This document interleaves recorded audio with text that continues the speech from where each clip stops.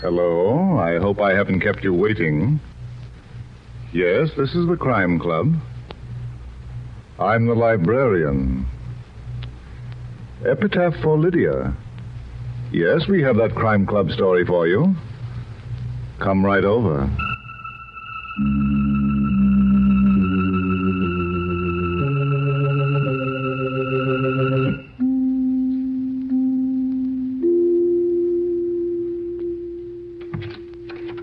Ah, you're here. Good. Take the easy chair by the window. Comfortable? The book is on this shelf. Here it is. Epitaph for Lydia by Virginia Roth. The exciting story of a missing person who was found by death. Let's look at it under the reading lamp. It is late evening in San Francisco, and in the spacious living room of an impressive house on Lombard Street, a party is in full swing. A tall, keen-eyed man, bored by the noisy music and the chattering people, retreats to the comparative quiet of an adjoining room. Attracted by several modernistic paintings on the wall, he steps over to one for a closer look. Do you like it? Huh? You're Michael Dundas, the detective, aren't you? Well, I'm really an architect, but You were pointed out to me when you came in. Oh? I'm Lydia Courtney. You don't know me. Well, no, but... Do you like modernistic art? If it's art, yes. Well, but most of the moderns look like exercises in children's finger painting. This one, for instance... Rooftops at sunset. Yes, at least that's what the artist calls it. To me, it looks like a hangover at sunrise. Now, there's one over here. Uh-huh. There's possibilities. Ah, here it is. Just a simple study of some sand dunes. Why, what's the matter, Miss Courtney? I'm afraid I don't feel very well. Can I get you anything? No, I'll be all right. It's just that... That's a horrible picture. Miss Courtney, I think you'd better sit down. Right over here on the sofa. No, I'll be all right. Really, I'm feeling much better now. Fine.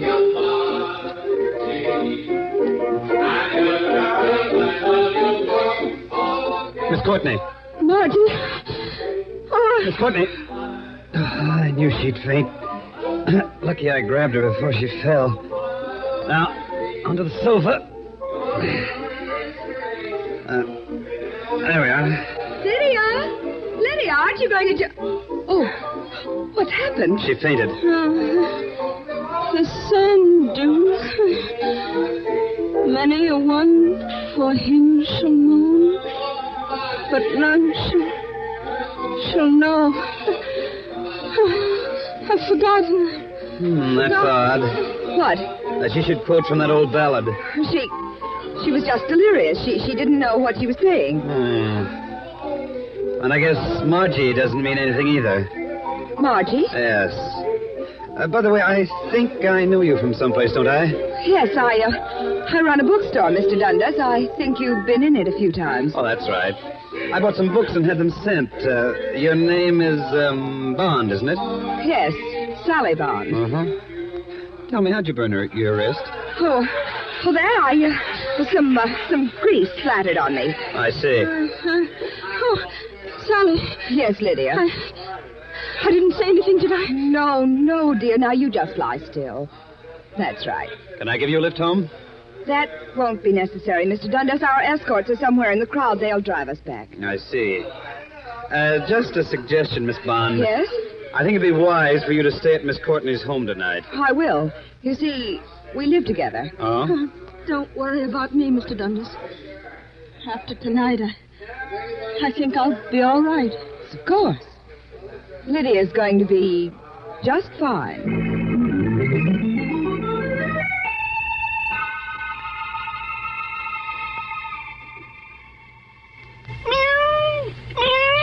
I guess you're right, Mabel. Puzzles seem to pursue me, don't they?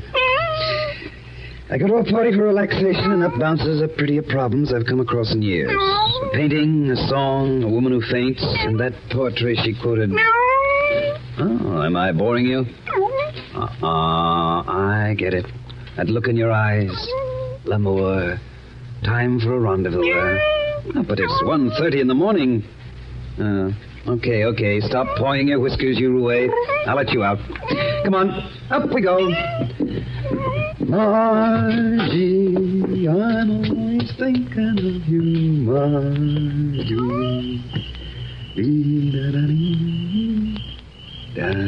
Not a bad night. Peaceful, nice moon. Okay, pal, I guess. Wait a minute. Those were gunshots. Come on. It should be somewhere around here. Oh. So when I was telling you about Mehitable, Lydia caught me. And she's dead.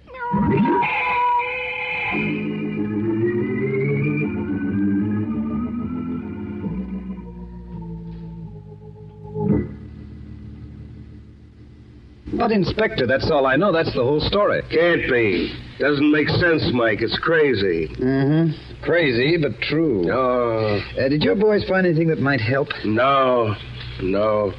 Say, what do you think Lydia Courtney was doing around here? I think she was on her way to see me. Mm-hmm. You see, when she spoke to me at the party, I had the feeling she wanted to talk to me about something that worried her. Yeah? Then she fainted, and when she came to, the time for opening up had passed. Sally Bond was around. Anybody else? No, their escort, Sally's brother Bill, and a fellow named Jay Stanton were among the crowd in the living room. I was introduced to them before I left. I see. Well, we'll check them all. And we'll begin with Sally Bond.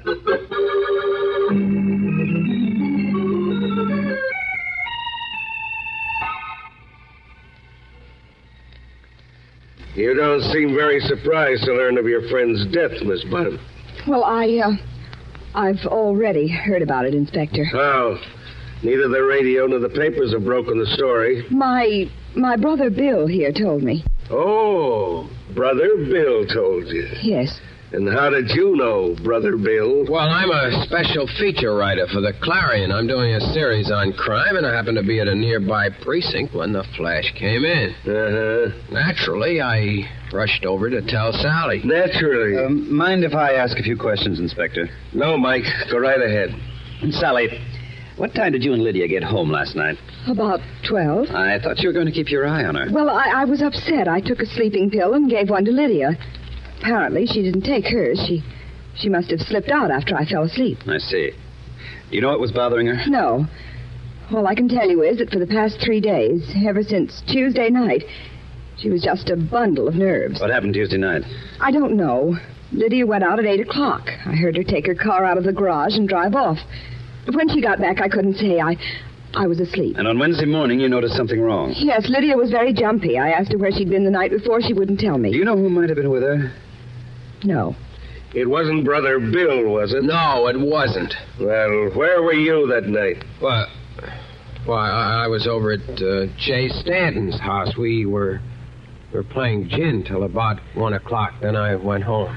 Oh. Sally, does anyone else live here with you? Well, our handyman, Al Kemper, occupies the room over the garage. Well, perhaps he can tell us when Lydia returned Tuesday night. Will you take us to him, please? Oh, yes, of course. Follow me. Inspector. Yeah? You mind if I run along? I have to check in early at the office. Okay, but just remember to stay within reach. You understand? Yes, sir. All right, Sally, let's go.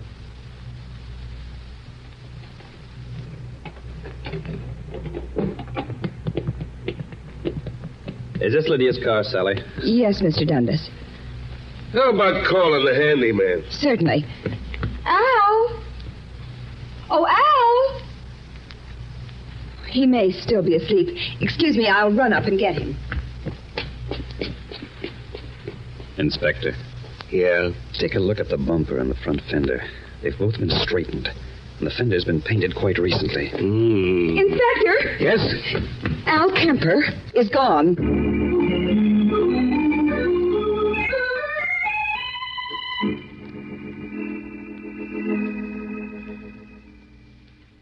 Lydia dead? Hard to believe, Bill. Sally know? Yes, Jay. Poor kid, the police will probably hound the life out of her. Uh-huh. They were doing a good job of it when I left her. Mm-hmm. Jay. Yes? I wonder if you'd do me a favor. Sure. What is it? Well, it seems that something happened Tuesday night. I mean, Lydia was out with someone, and that person may be the leading suspect.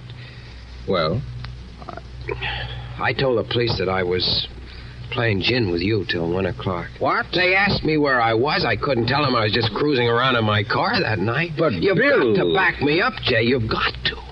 You're putting me on an awful spot, Bill. I know, but I just said the first thing that popped into my head. Now I've got to stick to it.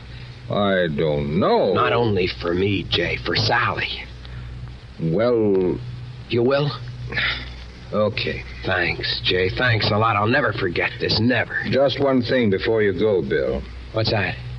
If I find out you're involved in Lydia's death, I'll hand you over to the police so fast it'll make your head spin.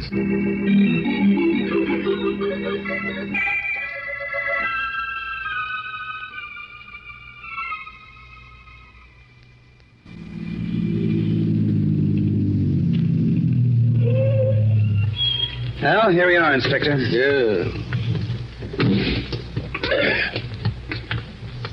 Say, this is quite a house Stanton's got, Mike.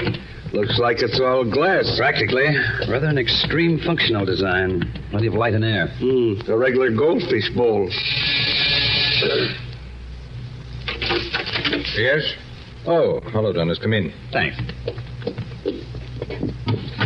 Stanton, this is Inspector Prevost of the police. How do you do? How are you? I've been rather expecting you. Yeah? How's that? Bill Bond called me a little while ago. He told me of Lydia's death. Oh, he did, eh? I wonder if there's anyone he hasn't told.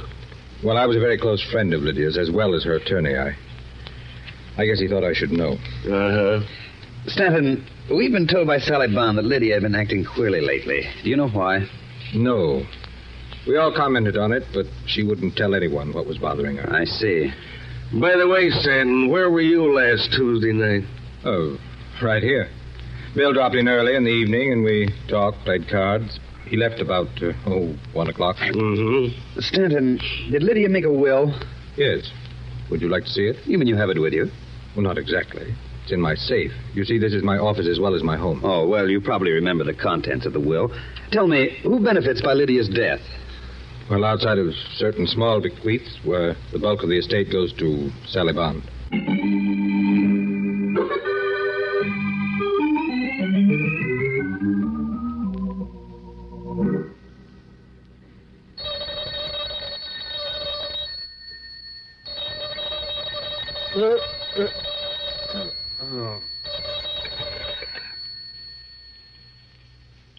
Hello? Hello, Mike. Inspector Prevost. Oh, what's the idea? I told you I wanted to catch a little shut eye. I'm dead. I know, but listen. Is Sally Bond there? Huh? What is this, a gag? Of course not. After I left you, I decided to talk to that girl again. Well, I went over to her house and she wasn't there. Huh? I thought maybe she'd gone to see you. No. Inspector. Yes? There's a chance she went down to the bookstore she runs, and maybe... Yes?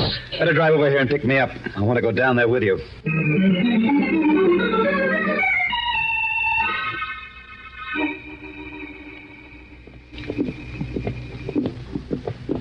That's funny, Mike.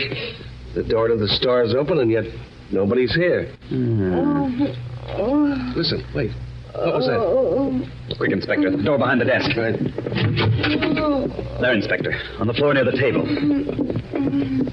Sally. Mr. Dundas, Inspector. Take it easy, kid. Oh, my head. What happened, Sally? I came down to the store. I'd just taken off my hat when I heard a noise in the stockroom. Yes. I opened the door. Someone standing behind it hit me over the head. That's all I can remember. I see. Probably got in through the rear window. Sally, why did you come down here? Well, on Wednesday, Lydia gave me a sealed envelope. She didn't tell me what was in it. All she said was that I should keep it for her down here. Mm-hmm. If anything happened to her, I was to open it and read what was inside. Then I was to decide what to do. Where did you put it? In the top middle drawer of my desk. Inspector, will you see if it's there? Right.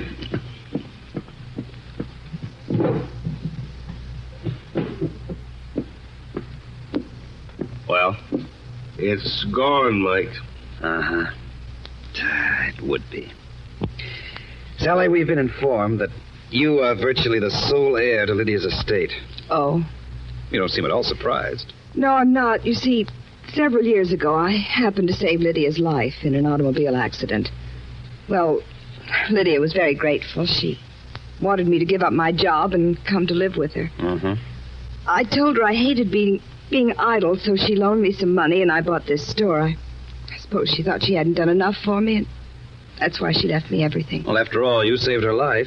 One other thing. Yes? That burn on your wrist. You said some grease splattered on it. But it'd hardly have happened like that. It's in one solid area, not spotted. You're right. On Wednesday morning at breakfast, Lydia was reading the newspaper. Just when I was handing her some coffee, she gave a start and jostled my hand. The coffee spilled on my wrist. Huh? You say she was reading the paper? Yes. Is that paper still in the house? Probably. We usually let them accumulate for a week before throwing them out. Come on, Inspector. I think this is the break we've been waiting for.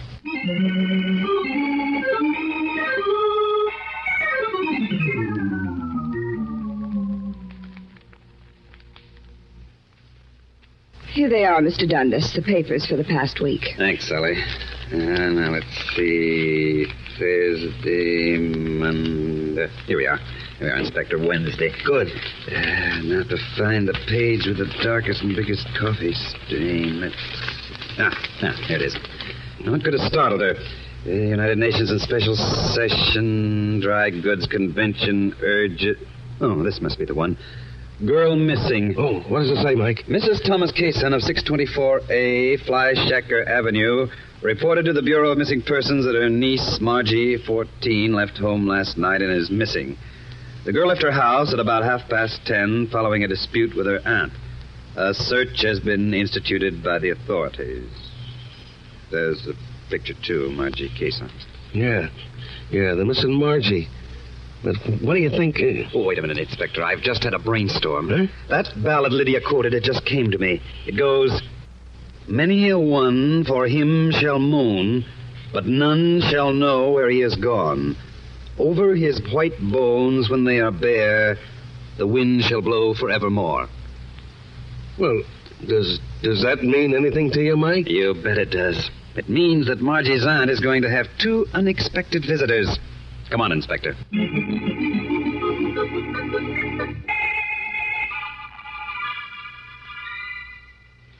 Why don't you two guys beat it? Go on, let me alone. But, Mrs. Kaysen, we want to talk to you about your missing niece, Margie. Margie? She ain't missing. Go on, get out of here. I don't think she knows what she's talking about, Mike. Maybe she does, and maybe... Wait a minute. Get a load of the stock of liquor on that table. Yeah, scotch, rye, bourbon. That stuff must have cost a small fortune. Uh-huh. And where did she get the money for it? This place makes Tobacco Road look like the Waldorf. Inspector. Yeah? Take a look at that purse she's holding. It's just bulging. Yeah. Mrs. Kaysen, may I look at your pocketbook? No. Why should I let you look at it? Because I want to look inside. Hey, give me that purse. I thought so. It's stuffed with bills and big ones at that. Must be about $1,000 here. Yeah, that's right. Okay, Mrs. Kaysen, where'd you get it? Come on, talk. Someone sent it to me. Who? I don't know. It came in the mail Thursday with a letter. Have you still got the letter? No, I tore it up and threw it away. Do you remember what the letter said? Yeah. It said I shouldn't worry about my niece. And if I didn't ask questions, I could keep the money. Oh, so you were smeared with some dough and you called off the search, huh? So what? The kid was nothing but a little tramp anyway. Why, you dirty... Easy, Inspector. Miss Kaysen, where do you think Margie was going when she ran away? Probably to her friend Betty's. It's the way she always went when we had a fight. I see. And she never reached her friend's house, did she? No. Where does Betty live? Over at 2142 Wawona Avenue, near the beach. There's a vacant sand lot on that block. Inspector, we've got a job to do. A job of digging.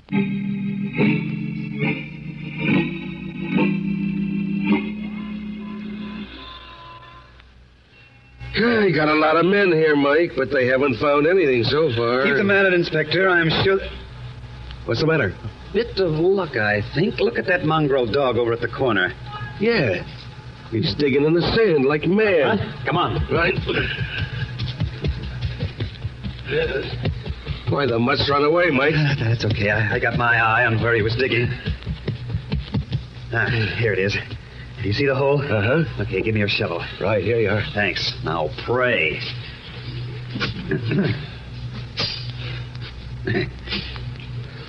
Maybe it was only a bone the mutt was after. Maybe. Do you want me to take over, Mike? No. Guess I can. Inspector, look. Good Lord. The poor kid. Under the sand. And over her white bones when they are bare, the wind shall blow forevermore.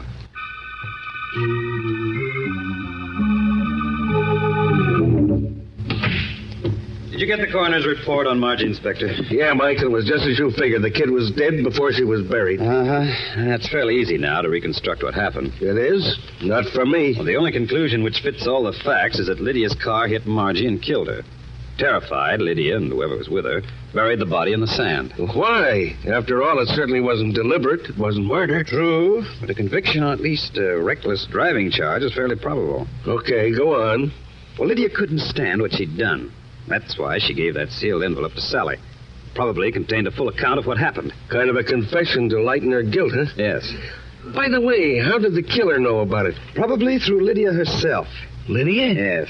She must have tried to forestall her murder by threatening the killer with disclosure by means of the envelope. But the killer was desperate and made sure Lydia would never talk. Exactly. Just a minute. Hello? Inspector Prevost speaking. What? Uh-huh. Uh-huh. He has, eh? Why, of course. Certainly. Bring him down right away. Mike, a couple of the boys just picked up the handyman, Al Kemper. They did? Yeah, and get this. One of the men recognized him as an old con with a record as long as your arm.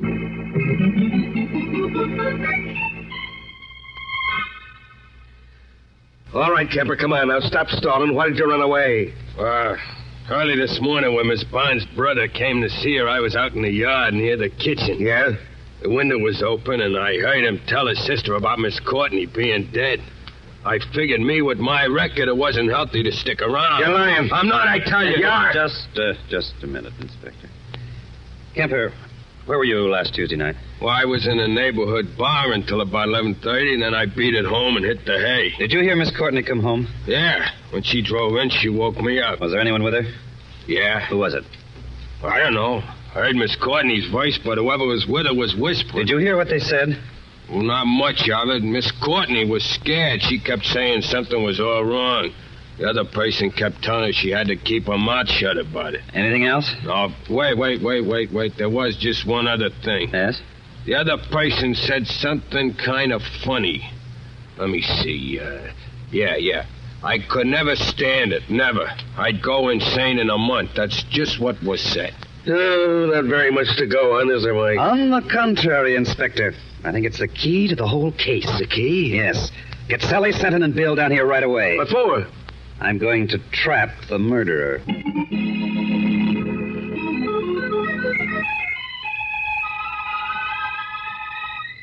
Why did you call us out here? Okay. Quiet, please. Quiet.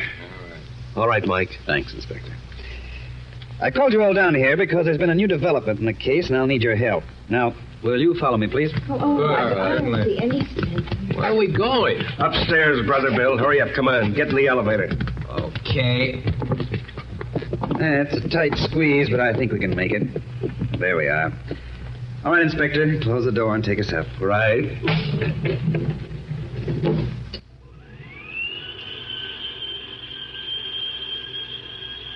You all right, Sally? Yes, Jay.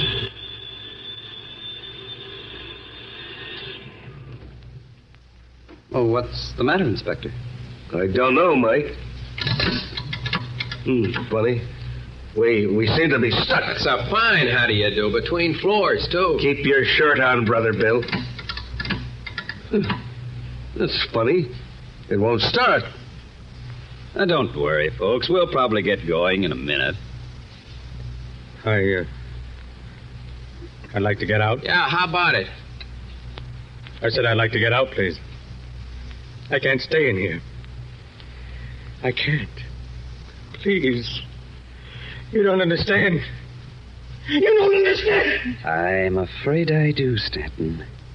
You murdered Lydia, didn't you? Yes. Yes.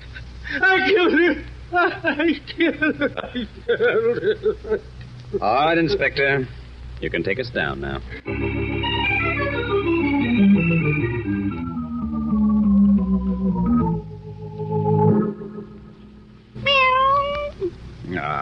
You missed me, didn't you, Epitaph?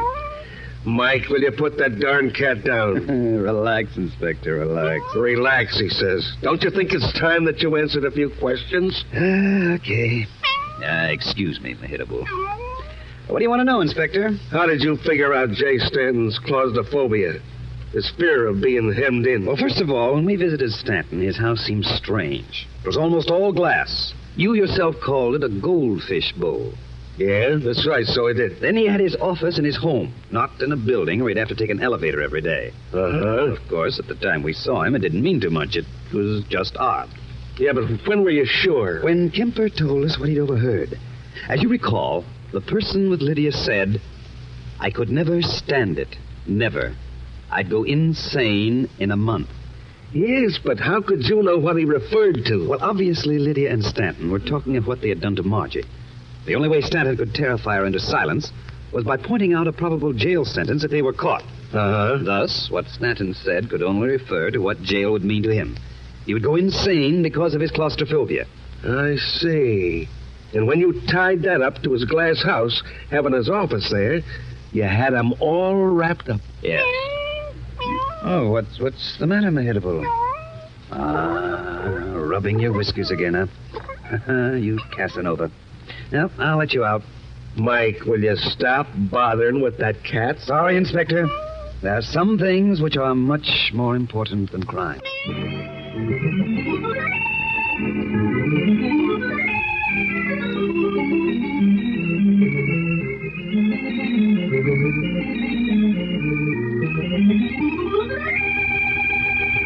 And so closes tonight's Crime Club book, Epitaph for Lydia, based on a story by Virginia Rath. James Erthine did the radio adaptation. Roger Bauer produced and directed. Sidney Smith played Mike. Jack McBride was the inspector. Julie Stevens was Sally. Ted Osborne was heard as Jay. Mason Adams was Bill. Bryna Rayburn was Lydia. And Brad Barker was Mehitabel, the...